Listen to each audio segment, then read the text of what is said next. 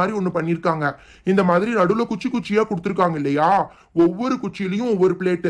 முன்னாடி புது பிளேட்டை வை, பின்னாடி பழைய பிளேட்டை வச்சுக்கலாம். சரியா? இதுதான் பிளேட் ஸ்டாண்டா? உண்மையாவே சூப்பரா இருக்கு பண்டி. நீ சொன்ன மாதிரி புதுசா வாங்கின பிளேட்ஸ் எல்லாம் முன்னாடி வச்சிரறேன். இந்த மாதிரி எத்தனை பிளேட்ஸ் வாங்கிருக்கீங்க? அதெல்லாம் எனக்கு தெரியாது. 1 2 3 4 புதுசு முடிஞ்சிருச்சு. அடுத்தது நீ பழசுதான் நினைக்கிறேன்.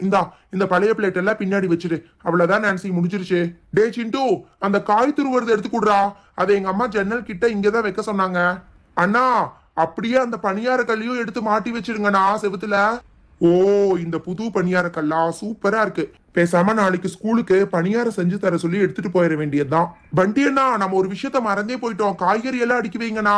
ஏன் நான்சி, எங்க அம்மா வாங்கி வச்சிருக்கிற வெங்காயம், அதுக்கப்புறமா தேங்காய், அதுக்கப்புறமா வாழைப்பழம், கொஞ்சம் தக்காளி எல்லாத்தையும் இந்த காய்கறி கூடையில போட்டு வச்சிரு நான்சி. ஏ பண்டி, இந்த வெஜிடபிள்ஸ் எல்லாம் ஃப்ரிட்ஜுக்குள்ள வைக்க வேண்டியதானே? ஏன் இந்த மாதிரி வெளியில வைக்கிறீங்க? நான்சி அக்கா, வெங்காயம் எல்லாம் ஃப்ரிட்ஜுக்குள்ள யாரும் வைக்க மாட்டாங்கக்கா. இது கூட உங்களுக்கு தெரியாதா? ஓ அப்படியா?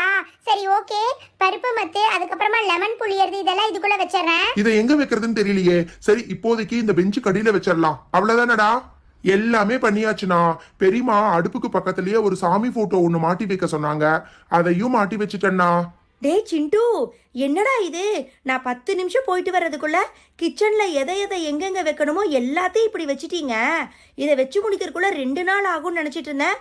காய்கறி, பிளேட்டு, கப்பு, பணியாரக்கல், காய் துருவறது, அடப்பாவமே எல்லாமே வச்சுட்டீங்களா? இந்த பக்கம் அடுப்பு கூட நீட்டாக செட் பண்ணி வச்சுட்டீங்கடா. அக்கா, பசங்களுக்கு நல்லா சொல்லி கொடுத்து வளர்த்திருக்கேங்கக்கா. நானும் நான்சியா உங்ககிட்ட தான் விடலான்னு பாக்குறேன், இது எல்லாத்தையும் கத்துக்கறக்கு. அப்பனே விநாயகா, நாங்கள் இன்னைக்கு முதல் முறையாக புது வீட்டில் பால் காய்ச்ச போகிறோம். நீங்கள் தான் எல்லாத்தையும் நல்லபடியாக நடத்தி கொடுக்கணும்ப்பா. அக்கா, அடுப்பு பத்த வைங்கக்கா. அடுப்பு நல்லா எரியுது. அம்மா, என்னம்மா இது? அடுப்பு இவ்வளவு அதிகமா எரியுது. ஏதாவது ப்ராப்ளமா இருக்க போகுதுமா? டே பண்டி, வாய் வச்சுட்டு கொஞ்ச நேரம் சும்மா இருடா. அதெல்லாம் ஒன்றும் இல்லை. நம்ம பழைய அடுப்பு நல்லாவே எரியாது. அதனால நான் தான் உங்கள் அப்பா கிட்ட சொல்லி இந்த மாதிரி எனக்கு நல்லா எரியிற மாதிரி பெரிய அடுப்பாக வேணும்னு கேட்டு வாங்கியிருக்கேன். எவ்வளோ சூப்பராக எரியுதுன்னு பார்த்தீங்களா? வாவ் ஆண்டி, இதுல குக் பண்ணா நீங்க டோட்டல் குக்கிங்கே 30 மினிட்ஸ்ல முடிச்சிடலாம். அவ்வளவு சூப்பரா இருக்கு ஆண்டி இந்த ஸ்டவ். அப்ப தானமா உங்களை எல்லாத்தையும் ஸ்கூலுக்கு அனுப்புறதுக்கு கரெக்டா இருக்கும். இல்லாட்டி காலையில 4 மணில இருந்தே சமைக்க வேண்டியதா இருக்கு. அம்மா, பால் பொங்கு வந்துருச்சு. அடுப்புல போயிட போதுமா? அடுப்புல போனா கூட நல்லது தாண்டா. இரு இன்னும் நல்லா பொங்கு வரட்டும். அக்கா, கிட்டத்தட்ட 4 லிட்டர் பால் வச்சிருக்கீங்க. 5 நிமிஷத்துல நல்லா பொங்கி வந்துருச்சுக்கா.